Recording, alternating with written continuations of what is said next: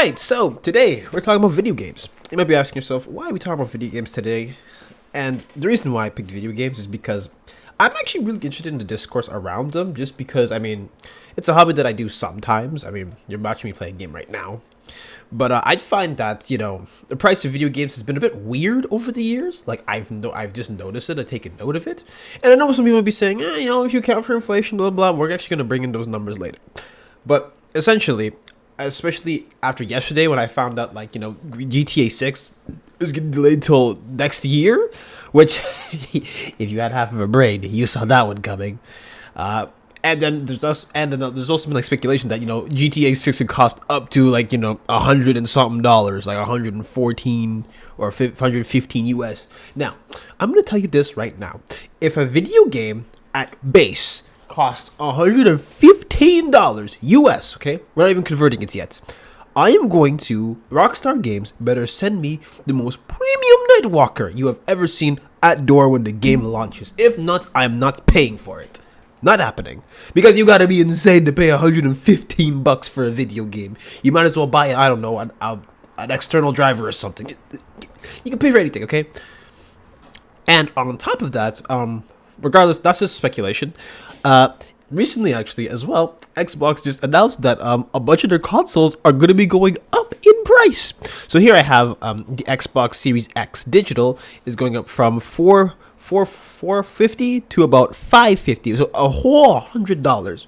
The Series X on its own is going up from $499 to $599, so $600 for that. And I haven't even put in tax, by the way, which we're not going to do that, but regardless, just imagine tax on top of that. Sales tax, tariffs, all that fun stuff.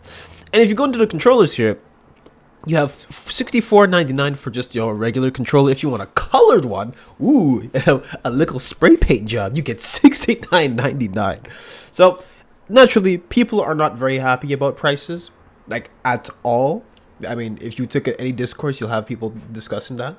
But I kind of want to talk about as a whole because, video games, at least from what I'm looking at, are just a byproduct of bigger issues within entertainment and other industries as a whole. And even then, before this happened, you also had the stuff with the Switch 2. Mind you, the Switch 2 actually sold out. Shockingly not surprised. But if you look at some of the games here, there was some misinformation flowing around at the time, but I believe these are more concrete now. I believe it's $80 to get the digital version of a Switch game. So Mario Kart, by the way, the racing game is now $80 on the Switch too. If you want the physical version, that's $90. So a $10 increase. So yeah, here we are. So take it as you will. And so, to start off this video, I do want to take a look at games from older times. So, we're going to go back to I believe this is from the 1990s. So, here, these are prices in Canadian dollars, just making that very clear. So, this is not American dollars, but this is Canadian dollars. So, if you actually take a look here, some of these games are $94.99, $79.99, $89.99, and you have something where it's like Soup. I don't even know what is Soup? I don't even know. You have $54.99, you have Judge Dredd, it's $89.99. So, you might be telling yourself, okay, it looks like prices are very stable, but whenever you take into account this, you want to do stuff on average. So on average, this is not really representative. Also, like I said, this is Canadian dollars. So if I convert this to American, it'll probably go down to something a bit more cheaper and stuff that you'll see within our price range. Capiche? Capiche. Now, that's where we are now. And, you gotta ask yourself, okay, well, maybe you're going saying, okay, gaming's been expensive for a while. It must have not made that much money back then. That's why it's so expensive. And so you take a look at, this stuff I have from Visual Capitalist, where it talks about 50 years of game revenue. If you go around this time, you go in the 1990s, it's a bit hard to see the total because the graph is a bit hard to tell. But if we go by a rough estimate, we'll say it's about maybe $70 billion. So for lowballing it here and being nice, okay? Or that's from 1991. So yeah, well, that much. And if you factor it all the way to, it goes up to 2022, you have almost $200 billion in one over the many years of video games. But that's more than movies and more than music. Because think about it this way, right? Video games, you are interacting with the medium that you are playing. You're not just watching a movie. You're not just doing that. So Okay, so if video games are making more money, maybe stuff has been more stable. It's not that. So maybe games don't need to be expensive anymore. Manufacturing costs, yada, yada, yada. But then you kind of take a look and you actually notice that, especially post COVID, you notice that there's a lot more layoffs. And so here I have a graph that shows about layoffs since 2022. You have 8,500, and you have 10,500, 14,800. And so now you have to ask yourself the question, why is there so many layoffs if games are making much more money? And well, there is an answer for you, but that's the obvious answer. CEOs and your executives, yeah, they got to come home with their bonuses.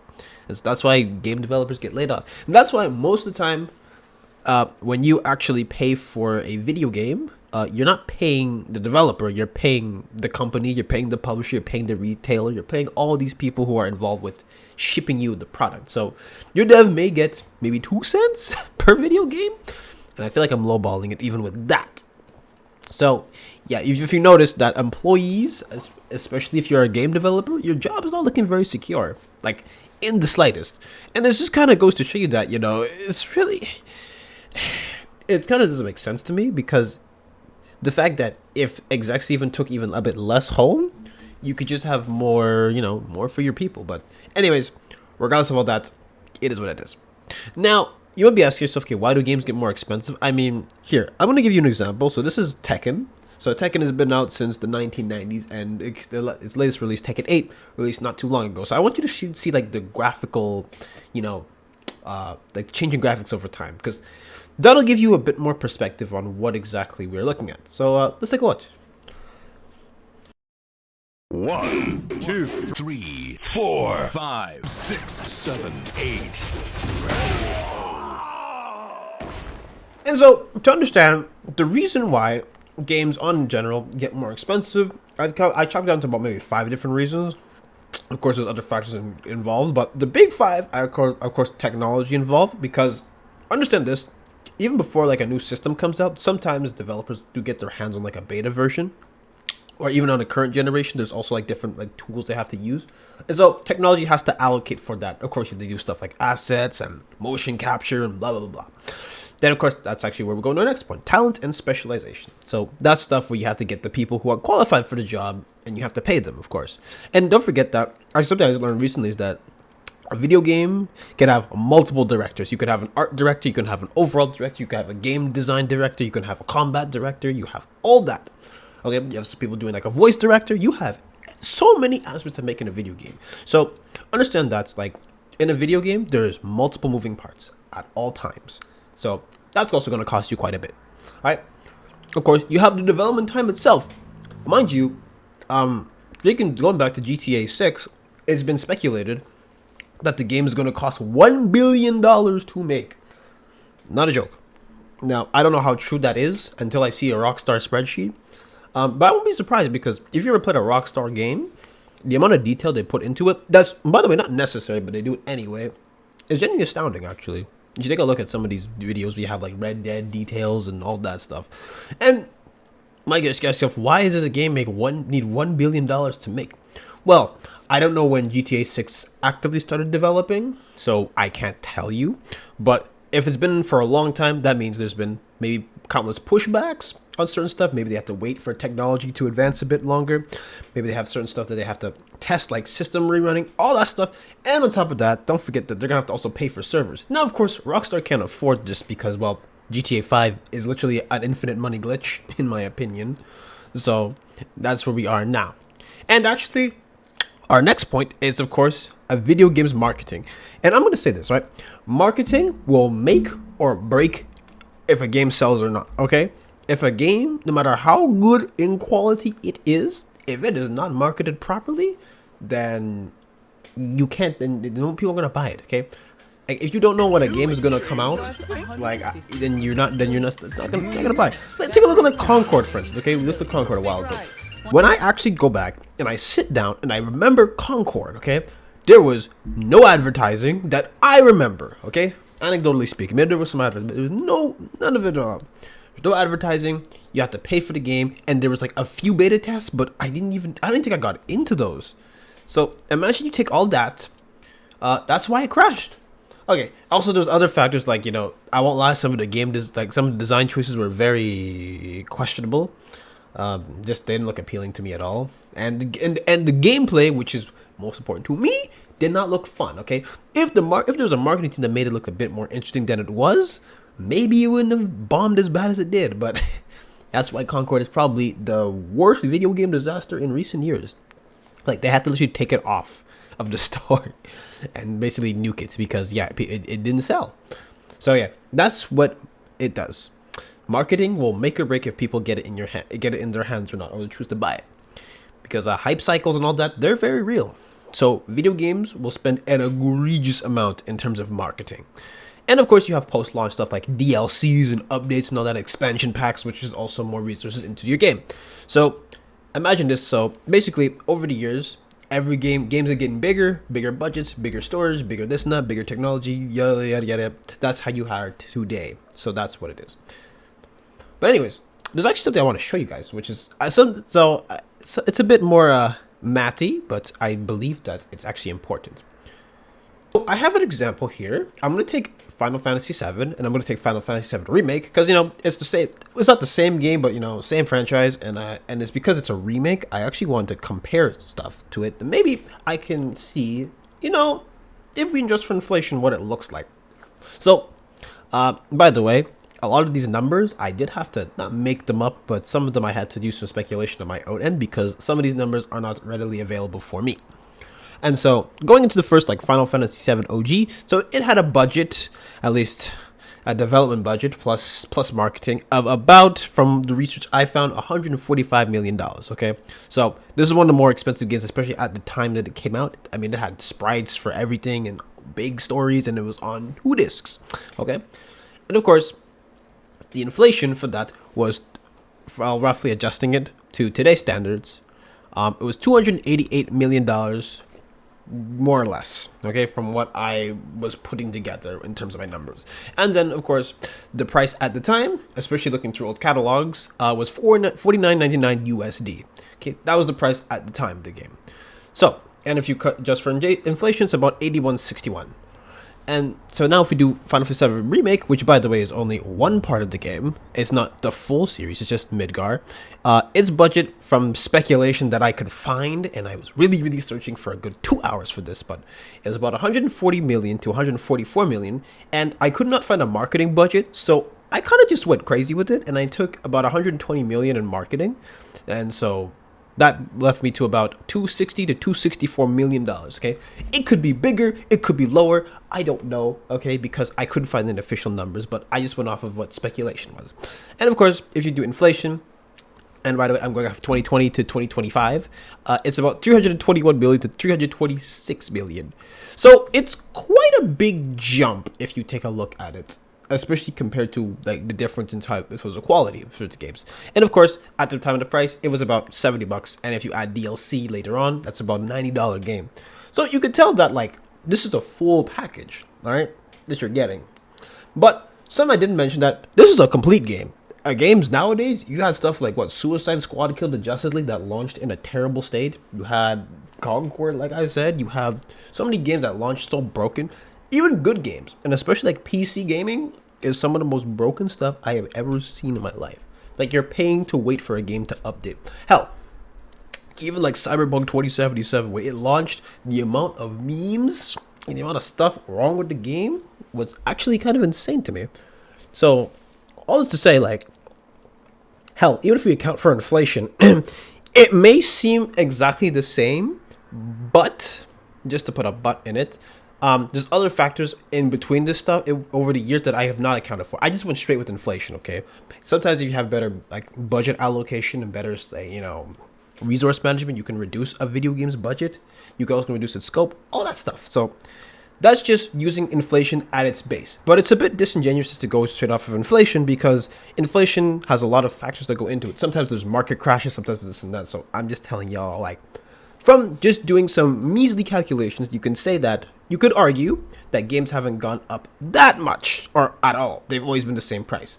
However, what we don't factor for is like surrounding stuff around video games. Because mind you, this is just a hobby, okay? And the fact that it's been I guess, relatively stable, and the prices have been incrementally increased over time, is really what's, kind of kept it not afloat, but it's kept it at the same level. Because think about this, right? If I give you a game, say if we go from like 1997, okay, when FF7 dropped, $50 a game, and what if we just jumped straight to like next year? We jumped to like, I don't know, $100. Nobody's buying that, or a lot of people aren't going to buy it. So it's like the boiling frog proverb, okay? You slowly crank it up, even if it's over many, many, many, many years. You slowly keep doing it over and over and over again. So while there's initially like online backlash of prices going up, yeah, as your average person could be like, okay, look, I went up $10. I mean, you know what I mean? So yeah. So it's just some food for thought. So don't take my calculations as like the definitive answer to everything, but it's just like a good rule of thumb to go by. So yeah. So point is, what have we taken away? Budgets have gotten much more massive, actually a bit egregious in my opinion, and you've also noticed that prices have been more or less the same. But of course, not all games sold for like $50 or $70 back then, and not all games now are $70 on launch. Some of them are 80, some of them are 90. You get the point. Now that we're fully understanding, prices and all that stuff, and seeing that, okay, well, if you want to make the arguments of prices going up, you could, but, it's still a bit weird, especially when you've counter in, like, sometimes you have a full game you pay for, then there's DLC, and then there's expansion packs, then there's loot boxes, and then there's more stuff. And if you actually take a look here, some people that I took a look at, and I mean, there's a lot of discourse around it, but the funniest one to me was during the Nintendo 2 like direct or like a live stream, whatever. If you look at the live chat, people kept saying, "Drop the price, drop the price." You have somebody like I don't know if it's a bot, but said, "I'd pay double," but it's probably just to be funny. Yeah, so drop the price because you can tell, even though it's a minority of people, they're not happy about prices. And even if I went to Reddit here, I actually saw where it's like, some people said those are huge increases. It's $400 for a Series S is fucking laughable. Then you have love how expensive everything is getting. Not only basic needs like food and rent and mortgage, but hobbies too. But wait, at least a salary increase is due a whole 3.5%. I am sure that will cover everything. This generation sucked and somehow still manages to get worse. And that's something too actually about nowadays. Because if you actually take a look, especially now, when the PS5 dropped, even though it got scalped to death, there was no video games to play. You had You had Demon Souls. I think you had Spider-Man 2. No, Spider-Man 2 came later. You didn't have a lot of games. Okay, I can't even remember what launched with the PS5 because it was like kind of lackluster. And of course, naturally, that's because there was delays and all that stuff in other projects. But the point is, PS5 launched with basically nothing. So you can imagine that you're paying how much money for a console, and then all of a sudden you don't have much to work with. And so naturally, I decided to take a look again, and I wanted to see what is like your average American like monthly expense. Now, this changes from state to state. Oops, sorry. This changes state to state. That changes also from depending on where you live. It depends on how much taxes you get. But regardless, I just tried to get a rough average between it. So I found this website here, and it's a really small table, but I want to go over it. And it says here, so housing is $2,120. Transportation is about $1,000. You have about $800 or $830 in food. Personal insurance, you have almost $800. It's about $500 in healthcare, $300 in entertainment. I believe entertainment falls under like subscription services and all that stuff, which we haven't even got into, by the way. You have cash contributions, apparel and services, education, and of course you have other expenditures. So I want you to add all these up, and you're gonna realize that if it is for average for Americans, and I don't know, and everywhere else as well, like it's looking pretty bad. Like it's not looking great. So now that you are, you calculate your expenses, like, man, I can maybe play 1 or 2 games a year, tops. Okay?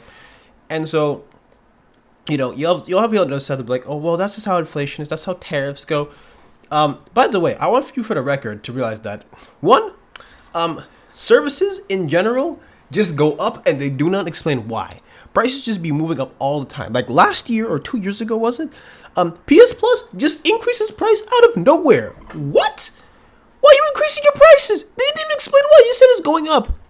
And so now the current excuse is tariffs, but like when you look at it, prices have been going up regardless of what happens, okay? So to me, with every company, it's like they're just gonna keep increase their prices, and I don't think it's gonna be sustainable in the future because if you keep increasing, someone's not gonna be buying eventually. So Here's what it is. So it essentially feels like it's like a, I call it the lemon squeeze tactic. You just extract as much juice as possible.